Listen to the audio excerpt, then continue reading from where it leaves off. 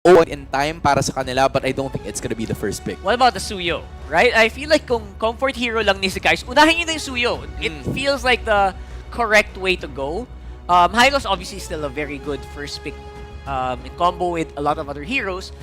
Gusto mo din i-deny yun to some degree, na wag makuha nila yung Hylos combined with an Edith. It's a really scary support duo that you're thinking about. Yeah, I think Midnight also mentioned it a while ago na yung Hylos ay magandang counter towards the Alpha, but Hylos is no longer gonna be here. But as per usual, back to regular programming tayo. Back to normal na tayo. Right? The Hilda is gonna be the first pick up here. They're obviously gonna give it to Kram kasi kadalasan doon naman na pumupunta ang mga Hilda users. But then for FNOP, again, you have the Suyu quite open, and then you also have the Hylos as well. So parang very deadly yung combination na yan. Or if they want to go for the Granger, considering na si Kelra naman ang gagamit, they could prioritize that hero as well.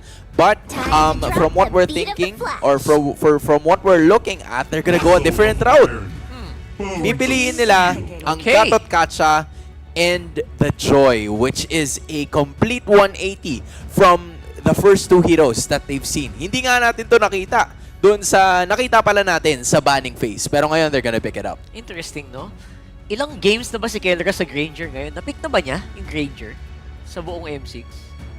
Yeah, we're about to figure that out. Pero I that's think we will see later. yeah, that's a note to take. Because again, pwede para naman silang pumili ng ibang mga heroes. Again, you still have the Beatrix, you still have the Harith at some point, right? Even the 1-1, kung gusto mo, sabi nga ni JR, di ba? So, yeah, honestly, pwede. But yes, the Harith's gonna be a choice here para dito kay Innocent. They'd rather give up on the Moskov plan now. Pero yung Suyo naman yung tinitingnan ko dito. It's really a good objective taker para dito kay Sykai's, and finally he's given a hero that he likes. But there goes the Granger, immediately picked up by Kelra para sa first phase. There you go. So, obviously, Granger is still a very powerful hero. Medyo mabagal yung start ng Granger dito sa M6 natin nung simula pa lang, di ba, nung Swiss. Pero habang tumatagal, pansin mo, tumataas yung win rate ng Granger. I think in week 1, 2 beses, 3 beses lang siya na-pick up. Tapos laging Bruno yung nananalo sa matchup pag naghaharap sila. So, except for like a few standouts like pag Zia Granger, ganun. Pero in this scenario, I feel like the Granger, nasanay na yung mga players kung paano siya gamitin and kung paano siya incorporate sa mga teamfight.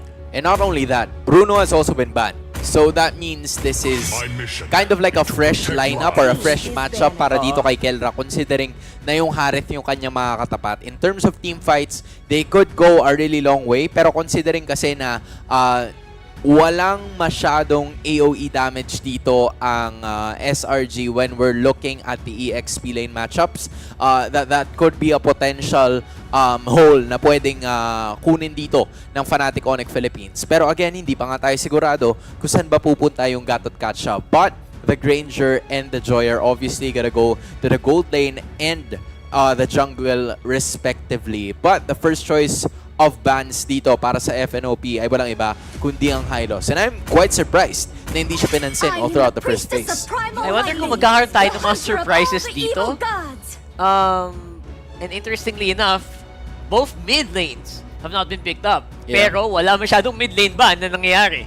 So this is really an all-out fiesta para kung anumang mid lane ang tingin yung bagay na bagay sa lineup nyo ay papasok naman. Honestly, with this one, Valentina has been a really powerful pick for Stormy for the longest time. So, they could think about picking that up. Pero interestingly, Akai getting banned out, yun ang medyo hindi ko inasahan. Yeah, they might have a game plan here. I'm talking about FNOP. Kasi yung Akai, there has been a tendency na ginamit ni Kid Bomba yan before sa EXP lane. Apparently, it still didn't work. Pero nakita natin yung idea, diba? Try to put this position out of everyone pagdating sa pagkuha ng objectives. And I think that's what Onyx or Fnatic Onyx is trying to remove, right? Yung pagkaagulo dun sa pagkuha nila ng mga objectives. Their lineup is gonna try to revolve around those major objectives. And same thing ang gagawin nila para kay Brusco, taking out that Khalid as well. Gusto nilang siguraduhin na itong Gatot Kacha na to will stay in the roam position as they were intended to actually plan. So, hindi pa natin alam kung ano magiging idea dito. Phoveus is still open. It's gonna be a dead lane kontra dito kay Kirk at kay Kram. But that should be a game plan if you're looking forward to team fights, especially when you have the Aerith on the other side. Pwede naman. And at the same time, you also just want to make sure My inner na light tapatan will lang. instruct me. Mahirap kalaban yung Hilda nang hindi makapag-rotate na mabilis. So I think a fast rotating XP laner is good. That's why the Gatot's staying on that... Gatot's going to the XP lane for Kirk. Looks really good here. And ang dami nilang choice for mid laner. Huwag nyo kakalimutan, guys. Medyo short range nga lang yung the rest of the team, pero you know what? Okay lang yan. Yun nga, no? Parang you still have the Aurora, Vexana. In terms of like team fights, meron pang options dito ang Fnatic Onyx. Nakadepende na lang sa kung anong gagamitin ng Super Friends if he So, wants Faramis to. ka dyan, pwede. Right? Pwede rin eh.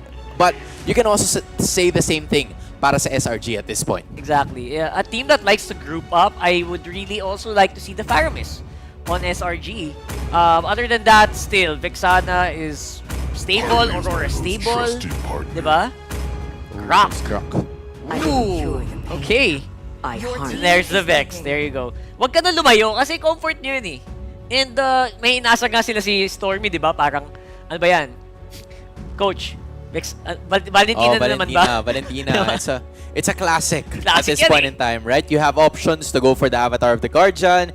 You have an option to go for Implosion or Electrifying Beats kung gusto mo ay talagang mag-dish out ng damage output. So, you have some stellar options here kung ikaw ang SRG. Depende pa kung mag-Aurora dito ang Fnatic Onyx Philippines. Nakadepende rin yan sa kung ano ang pipiliin dito ni Super Friends because that could be a fourth hero. But instead, it's gonna be an Eve to wrap up the Philippines lineup para sa game number 2 of Fnatic Onyx Philippines already leading 1-0.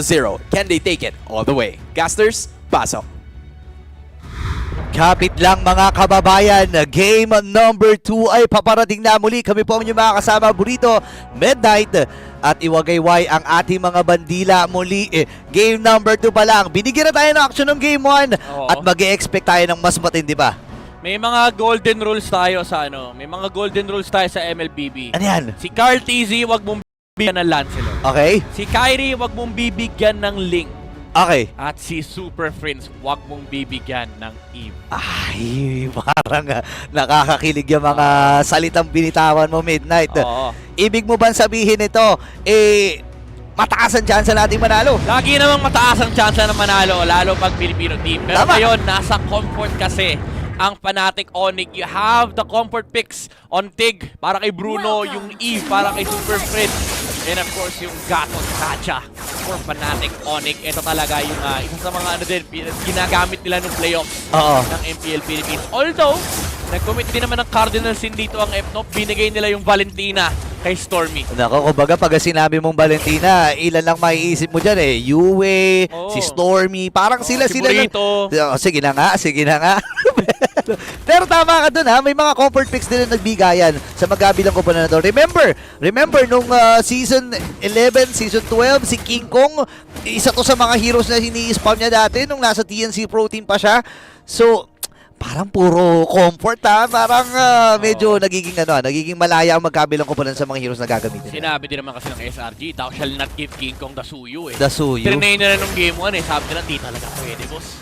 Hindi talaga pwede. Oy, yung Granger ni Kelra, naka-fighter emblem Oo nga, wow. Hindi ito yung, ang gumagawa niya, sino gumagawa? Dalawa sila gumagawa niya may nagpa-fighter emblem din hindi ko maalala kung sino isa. Basta, karamihan ng Granger na nakita natin, Assassin Emblem, tas naka-Trill, and then Festival of Blood.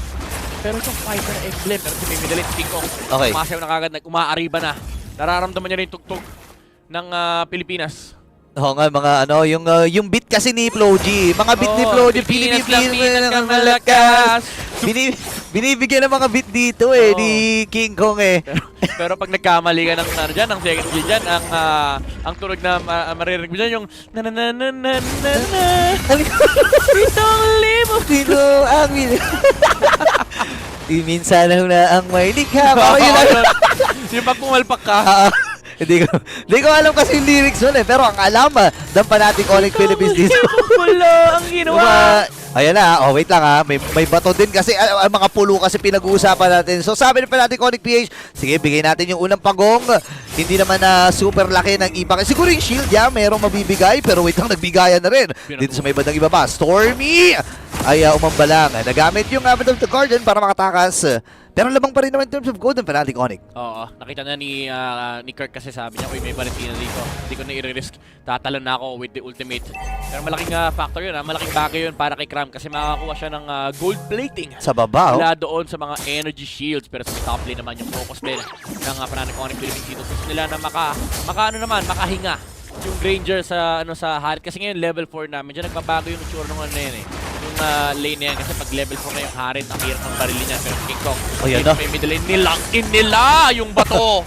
And hindi na nakagalaw si Yugs. Okay, ngayon nagamit. May marami mga ultimates na nagamit doon. Pero maganda kasi nakakuha na rin ang kill dito ang Fnatic Onyx Philippines. Medyo mabagal na naman yung nagiging tempo ng laro. No, kagaya ng game number 1, parang nasa 5 minutes, 1-1 pa lang yung score. And parang yun uli ang gustong ibigay dito ng Fnatic Onyx Philippines. Kasi yung lineup nga naman nila, medyo item dependent. Arego, alis muna si Brusco!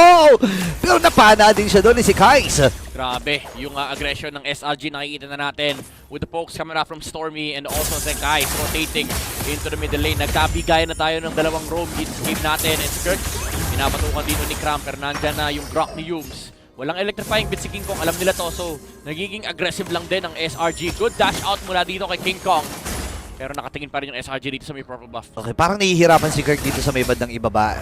Ipaliwanag mo sa amin, ano ba maging tsura ng matchup nito? Ay, hirap yan, boss. Kasi kahit sabihin natin may sustain pabalik yung heal kapag nag-level 4, halos lahat ng explainer basta semi-tank ay talagang binubugbog ng isang Hilda. Kasi may ano na yun eh, may parang dirot na yan eh. Oo. May penetration na kada hampas, tapos hindi mo ma-out-sustain yan kasi gagawin lang yan, labas-pasok sa bush. Oo nga. Ay, oo nga. Tapos may nagpo-proc pa na maliit na shield yun, di ba? Pagka pumapasok. Kapag yung unang pasok mo lang sa bush, so nga, medyo mahirap nga talaga itong matchup na to. So kailangan lang munang tiisin.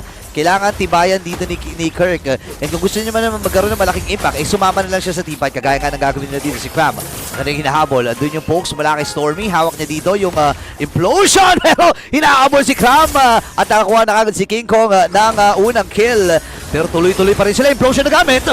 Tinulak na nga ni Brusco papalik dito kay Super Princess Stormy pero may implosion papalik. Pero wala na siya kakampi. Yumes with a wild charge mula kay Grok. Pero wala nang follow-up dito mula sa SRG. And dalawang tutumba para sa kanila. King Kong diving in! Mga katatlo dito ang Fnatic Onyx Philippines na iwan na naman si Zekai sa gitna. Grabe yung dive doon. Talagang walang takot. Itong si King Kong, alam niya na kaya niyang patayin. Ito na, boss. Ito na naman.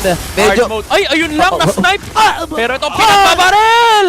Kung kanina lumabo ka ng bola, ito, kumain ka ng bala. Pinaulanan ng mga bala mula dito kay Kelra. Marami kasi nagtatanong metal na daw yung Roger ba't ayaw gamitin ni Kelra? Ito na, pinakita na ni Kelra ngayon kung paano ba maglaro.